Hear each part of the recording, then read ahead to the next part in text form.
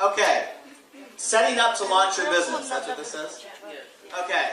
2 things. With every new rep, 2 things are very, very important. First, they pick a package.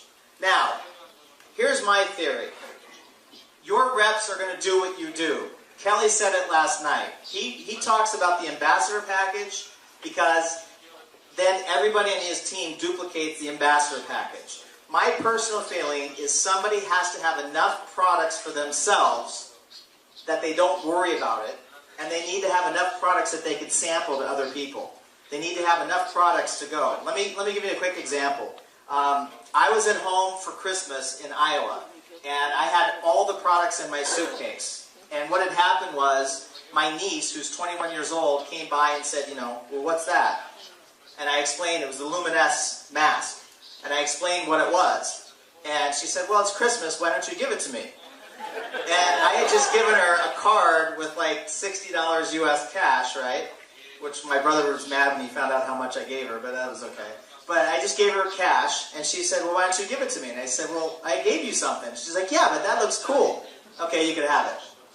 3 days later, I left Iowa, I was in LA, and she sent a picture of her and her mother, my brother's wife, putting on the mask. And they were trying it. Now, here's what's great. My older brother calls me about a week later. Now, this is my rotten apple older brother, right? My dad was the rotten apple. My brother's just a rotten apple. But my older brother calls me, and he says, hey, he says, you know those products? And I said, yeah, because I left all the products there that I had. I just had enough for me. He said, well, he goes, I've been taking the pills, and he said, I feel pretty good.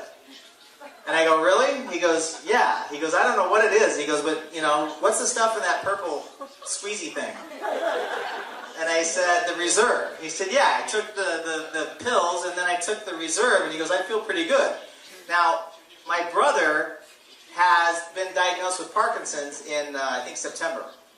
And so for him to say he's feeling good enough for me. I don't know how that stuff works, but I just told him, I go, great, right?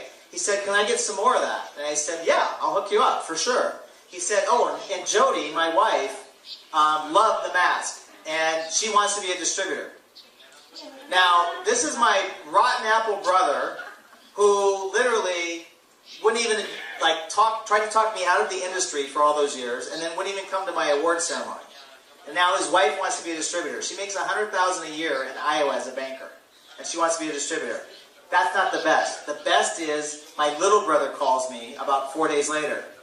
He writes on a comment on WhatsApp, and he says, okay, no sarcasm, please. And then he calls me, and he goes, my wife heard about the products. She wants them too. She wants to be a distributor too. Right? First of all, that's when I absolutely knew the products referred themselves. That's when I knew that when people tried them, they were going to start telling others naturally, like referrals. Because it did happen to me. And I didn't explain anything about the products. I just said, here, and gave it to my niece. Does that make sense? I keep it simple. I didn't explain anything. Here, have it. It started to go already, right, for them. They wanted the products. So, for me, I think a distributor should have enough products, and this is how you need to explain it to them. They need to have enough products for their own use. In the United States, we have a saying, you can't sell a Ford and drive a Chevy. Right? So you have to be a product of the product. You have to try the products for yourself. But more importantly, you also need to have products that you can leave with people so that they can try them, so that after they see that they work, they're gonna want to know more, get more products, and be a distributor possibly after that. Because product sampling is a great way. So for me, I tell everybody, I create the value for why they want to have a bigger package. But honestly, for me, if somebody can't afford the products, no problem. Position yourself as a distributor. It's 21 euro, right? Basically. I don't know how many... Yeah. Yeah, 21 euro, 29 bucks. Put yourself in a position. If you can't even afford a serum, do me a favor. Identify your 10 best, your 10 easiest. I'll talk to them for you. I'll present for you. We'll get a couple that are interested. At that point, we'll figure out how to get you the products. Does that make sense? So even if someone doesn't have the money, I'm going to go 5, 6, 7, 10 people into their group, they'll find the money. So that'll give me 10 new people to work with, and they're going to find the money for those products. Does that make sense? But you want to create value right up front for them having it. The second thing is auto ship. Personally, I won't work with anyone that's not on auto ship. Even if it's a smaller package, I don't care. You want to have somebody who's in the business. If they're a distributor and they're not on auto ship, for me, they're not in the business. That's just bottom line. I just won't even do it. You know? And if you can't afford auto ship each month, then you tell me, and I'll figure out how to help you build enough income so that you can afford it. But everyone needs to be on auto ship. The reason is this. Number one, they have to have the products in their hands so that they can sample them and use them. But number two, I don't want people worried about where they're going to get the money for products. I don't want them thinking about their order every month. I want them focused on red apples and red apples only. I want them focused on three-way phone calls, peaking interest, three-way phone calls and peaking interest. The products come, that's just second nature. I don't want them that to be a big thing in their life, where it's every month, well, how do I get product, how do I do this, I need to order this, I need to do that. It's very easy to get caught up in the website and trying to sit and order everything and pick your product plan. No.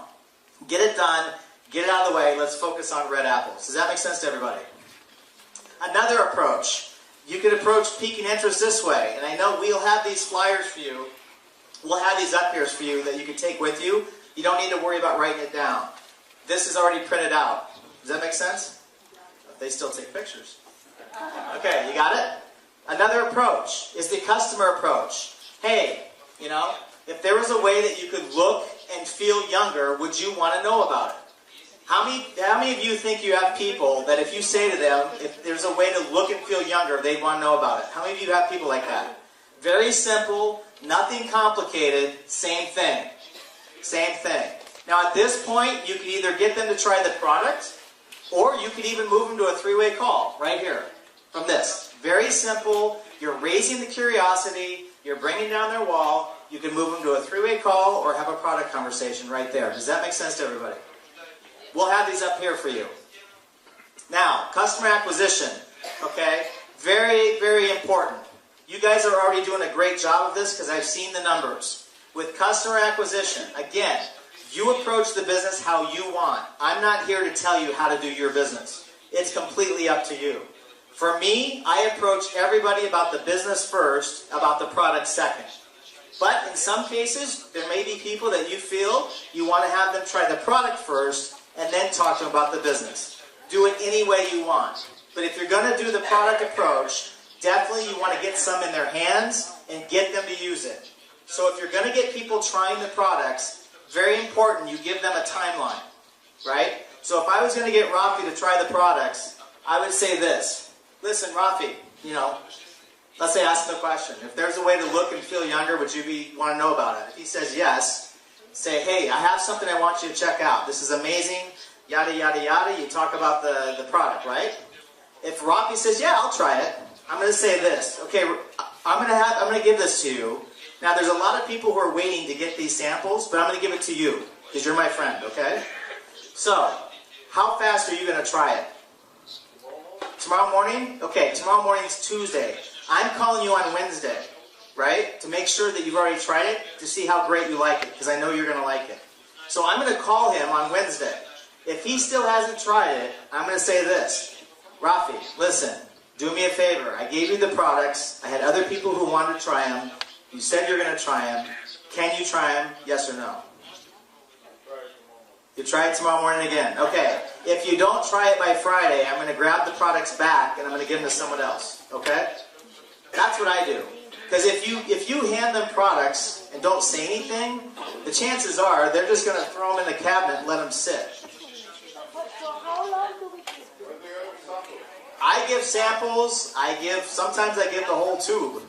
I mean, I've given the whole thing. Oh, you guys don't have samples in Israel, huh? That's a thing that we need to get? Samples? Let me work on that when we get back. I'm not even using samples, by the way. I'm not building as a distributor. Ah, okay. Can't see the difference so fast with samples. Yeah, for me, you guys have a 30-day money back. For me, you guys, I'm giving out the products. I mean, I want people to have the products in their hands. I want them to try the products, not once. I want them to try it 2, 3, 4 times. That's me, you know. But hey, that's just, you know, what do I know? Okay, now, one last thing on this. This was the other important thing. When you come to a meeting, you need to have the meeting before the meeting. Does that make sense to everybody?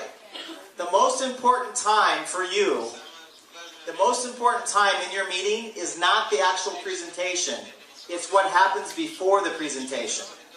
So when you come and you're outside of the meeting place, what you want to be doing is you want to be introducing people, your guests, to each other.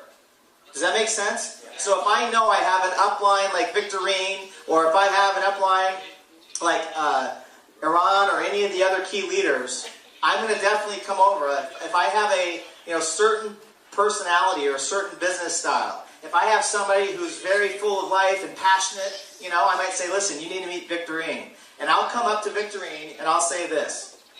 Victorine, this is my friend Sue, who I told you about. Or this is if I had told her, or if I hadn't, I'll just say, this is my friend Sue, this is Victorine. Now, I will have edified Victorine before.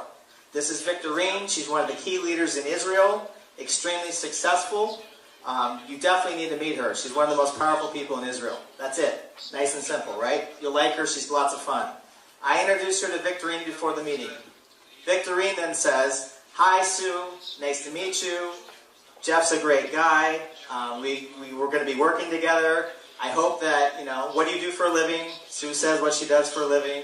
Great. I think you're going to love this. Glad to meet you. Any questions after, let me know, and we'll talk. Boom. Short, sweet. Make sense? Now I'm bringing Sue over to Aram.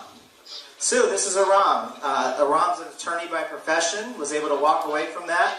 Now he's one of the key people in Israel. A great guy, very, very sharp. Aram, this is my friend Sue. Hi, Sue. Nice to meet you. Jeff's a great guy. Like him a lot. Look forward to working with you. Is this your first time? Great. What do you do? Great. I think you're going to like it. Very excited. Great. If you have any questions, let me know. Boom. I bring them over to the next person. Right? And I want to introduce, because each person that you do this with, you're bringing down their wall. Because each person, when they show up here, the first thing they're doing is they're doing this. Who are these people? What am I doing here?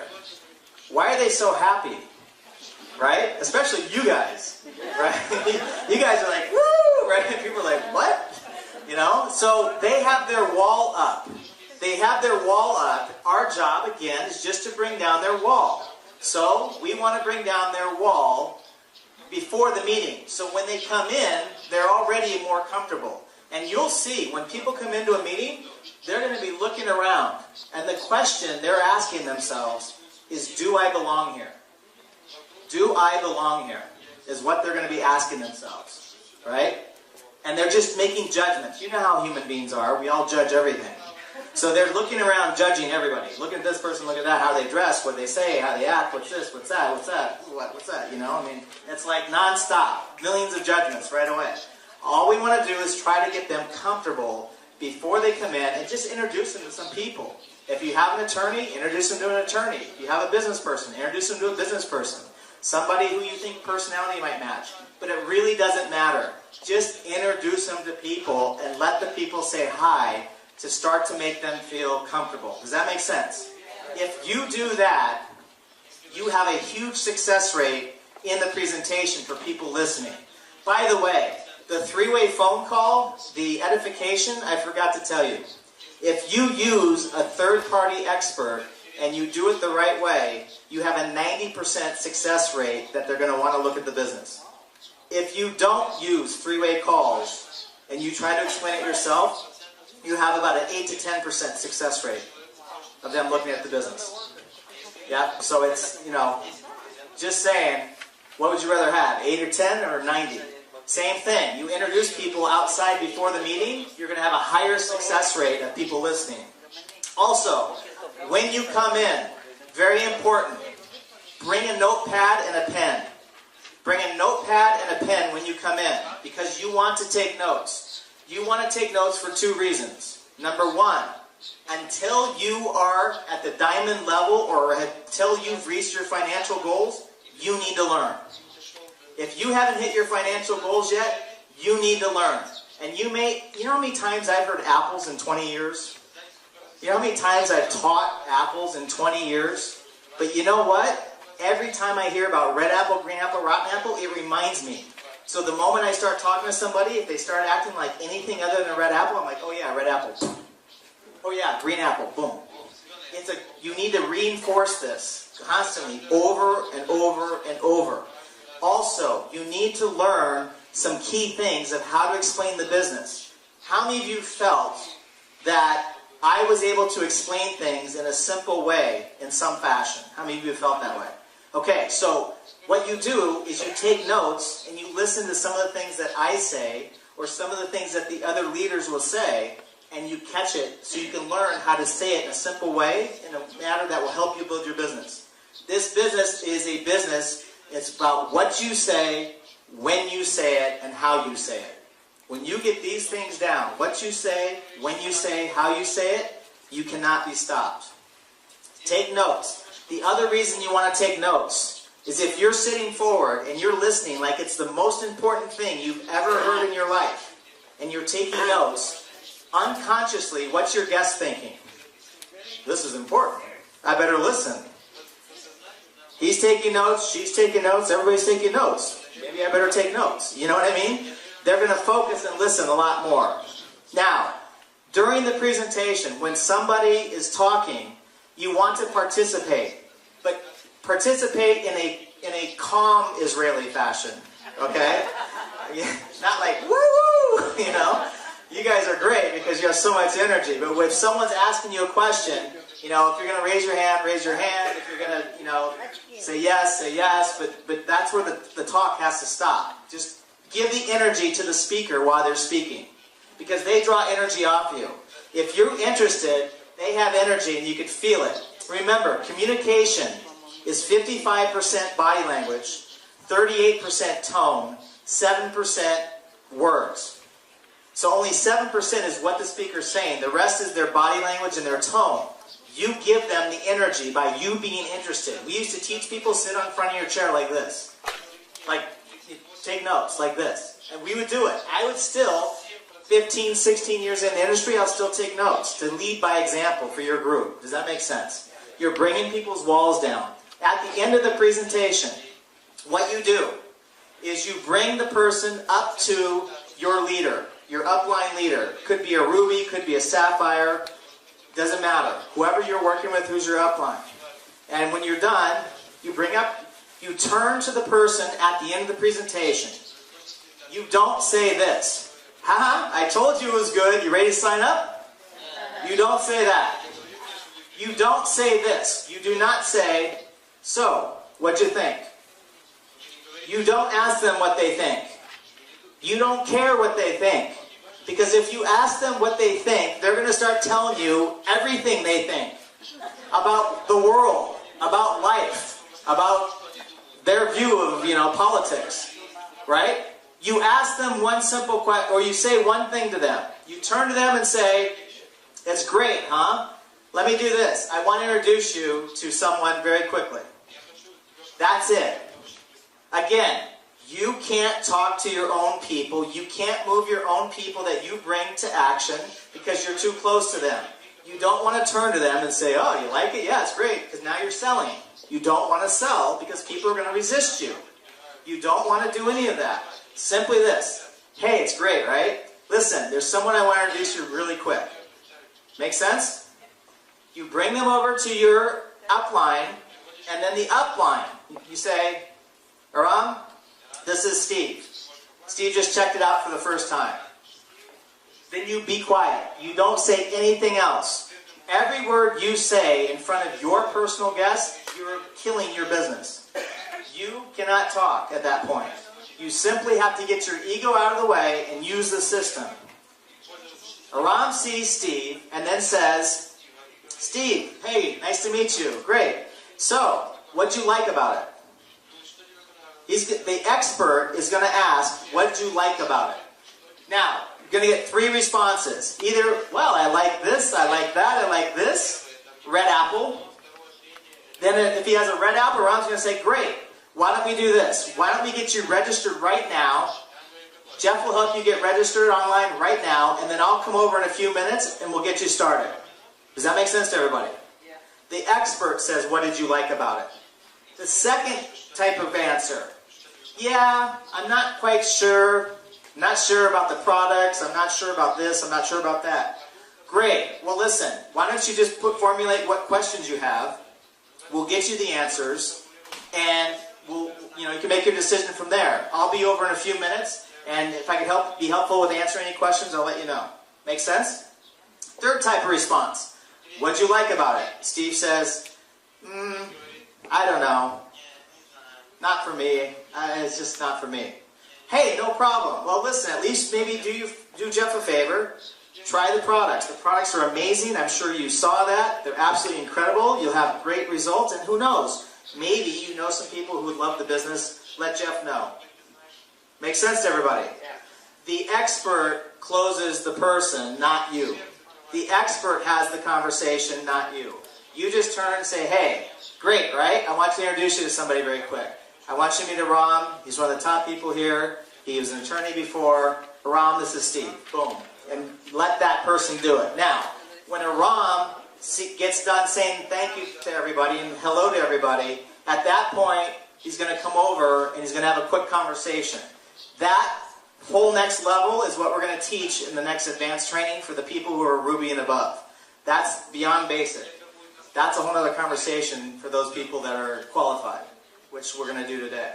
But for the basics, any questions on that? Does that make sense to everybody? So to replay it, okay? Very simple. Our job is to pique interest, not to explain the business, raise their curiosity, bring their walls down. How do we do that? Listen, I know you're busy. Do you have a minute? I know you're busy. I know you don't have any extra time. If there was a way to generate an income without changing your existing schedule, would you want to know about it? If it's a yes, or a yes, what is it? Just leave them here, I guess. If it's a yes, or a yes, what is it? At that point, then we move them to the 3-way phone call. Listen, there's someone I want you to meet. They're extremely successful. This is what they're doing now. Da-da-da-da-da. What's a good time? Don't make me look bad. This is a very successful person. If you say 4, it needs to be 4. Okay, we'll call you together. Call your expert. This is who I have. This is the personality. This is what they've done before. Boom. Call the expert and you call together the next day at 4. You don't talk. Oh, one other point. When you do a 3-way call and you introduce, you are done talking. You have nothing to say. The expert does the talking. At the end of the call, hang up the phone. Hang up the phone. The big mistake that everybody makes, I forgot this one. The big mistake, I get Iran on the phone with Rafi. One mistake is, listen, Rafi, I want you to meet Iran. Before he gets talked, well, I got to tell you, this is really incredible. He's going to tell you about this thing, but this is really exciting. I'm really excited that you're talking to him because I know you're going to do really well. I think you'll do really great. You guys will like each other. Okay, go ahead. Right? When you introduce, you're done. No more talking. At the end of the call, big mistake. What most people have done mistakes on. They get done talking. Iran says, hey, let's get together. 10 to 15 minutes. When can we meet? Tomorrow at your office, great. Or tomorrow at Starbucks, cup of coffee, whatever, great. Look forward to meeting you. Then, most people say this. Okay, thanks, Iran.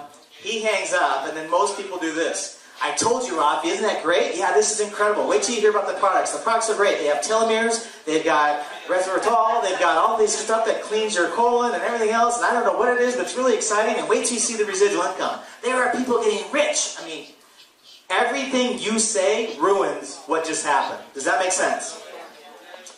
As soon as the expert hangs up, you hang up. If Rafi tries to call you back, you're not home. You're not answering. Right? That's it. You don't talk anymore. You don't see Rafi till tomorrow at 4 p.m. You do not exist on the planet at that point. You cannot be found. Right? Finally, right before the meeting the next day, you pop Rafi a text. Listen, Aran and I are on our way. See you in 20 minutes.